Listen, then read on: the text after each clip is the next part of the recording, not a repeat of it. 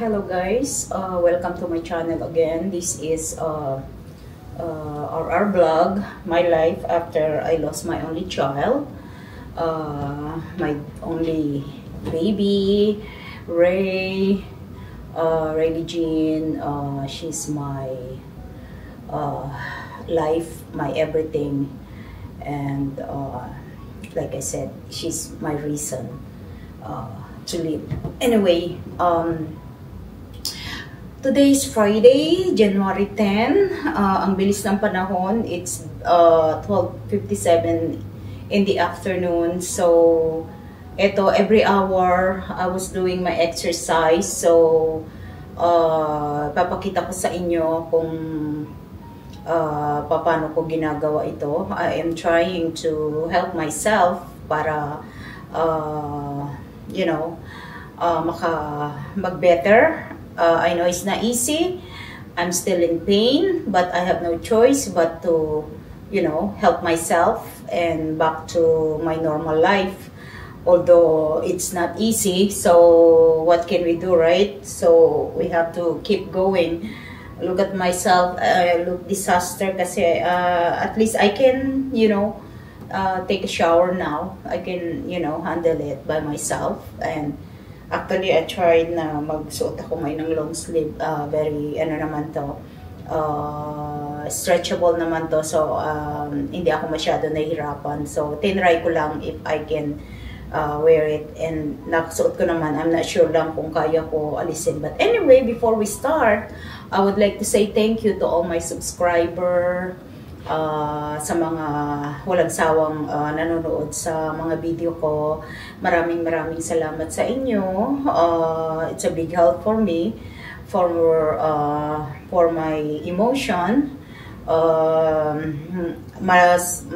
Pag nakikita kong someone is appreciating what I'm doing, because I'm trying to do everything just to help myself, is natutuwa na ako doon. Although hindi ko pa kaya yung katulad ng ginagawa ng iba na very popular na yung mga videos nila. But it's okay. Lahat naman ng tao nag-uumpisa from the scratch.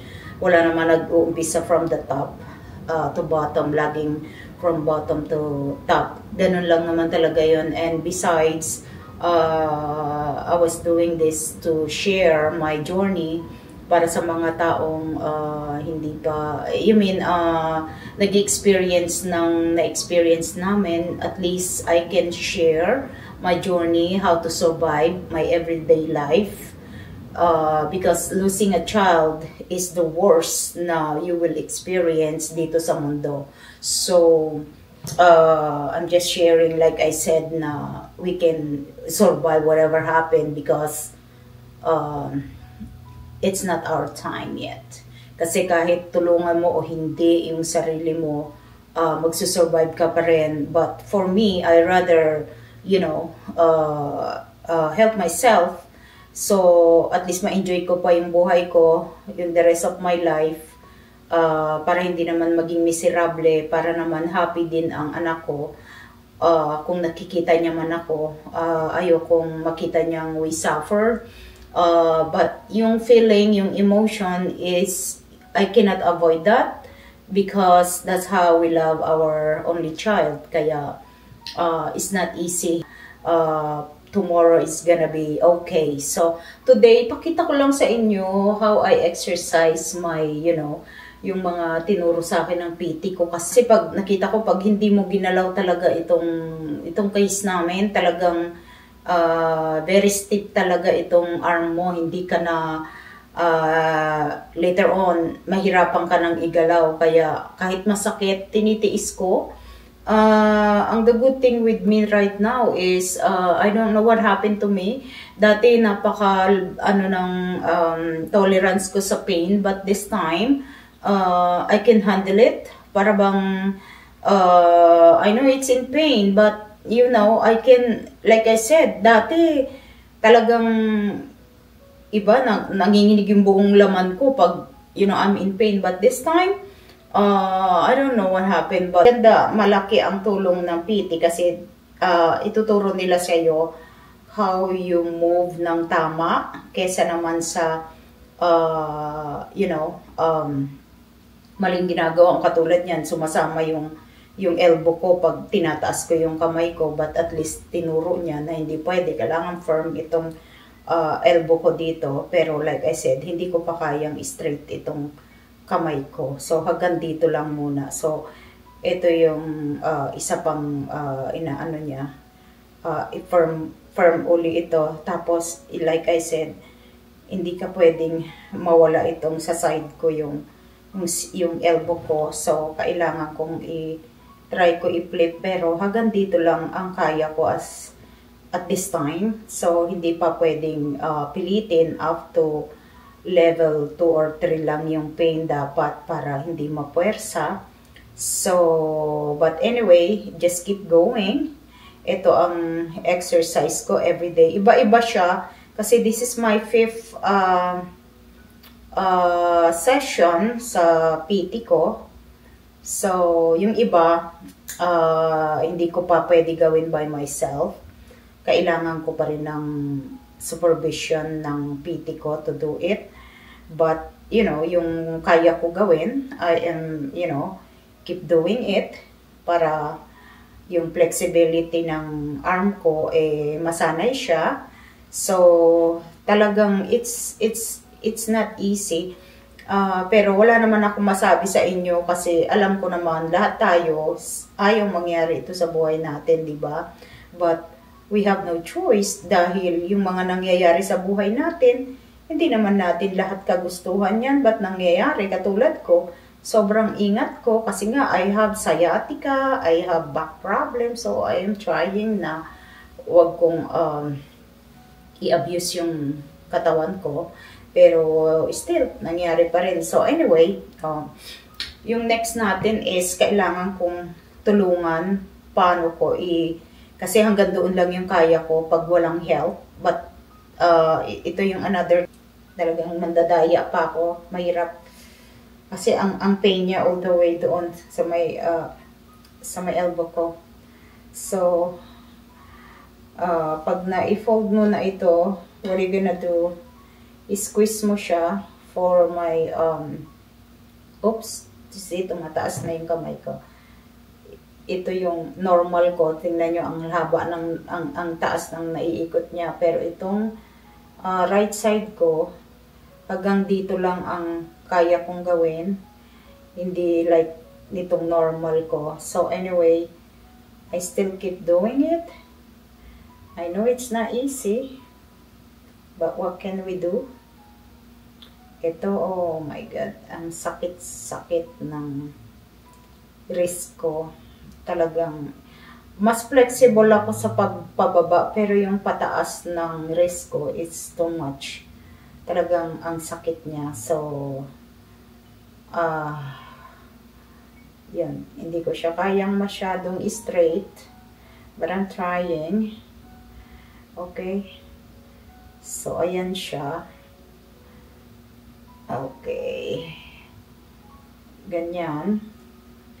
Kasi pag hindi ko yan pagtiyagaan, what gonna happen to me, you know?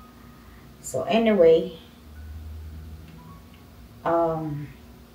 keep going lang. Alam niyo, nasasaktan na kaya tuloy ang kwento ko na i-stop. But anyway, just keep going. Pero like I said, don't do it. Yung ginagawa ko, maraming mga mali dito.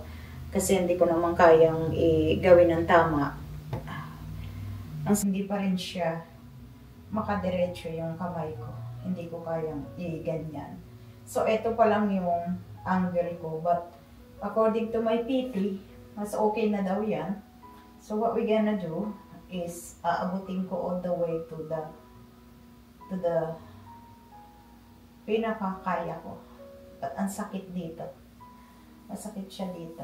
Hindi ko maibaba masyado siya. But I will try. So, relax, relax para magawa. Kasi pag di ka relax, hindi mo magawa. Pag naninigas ka, meaning kumukontra ka. So, relax, relax, relax. Okay. Pause for a while. And then, up. and then down again. You know, tingnan nyo naman ang buhay ko. Napakakulay talaga. Saan ka naman nakakita ng buhay na ganito? Talagang hindi mo masabi talaga yung buhay ko. Ano mangyayari sa'yo sa everyday life mo. May help, patulungan ako makapag-stretch. Ito.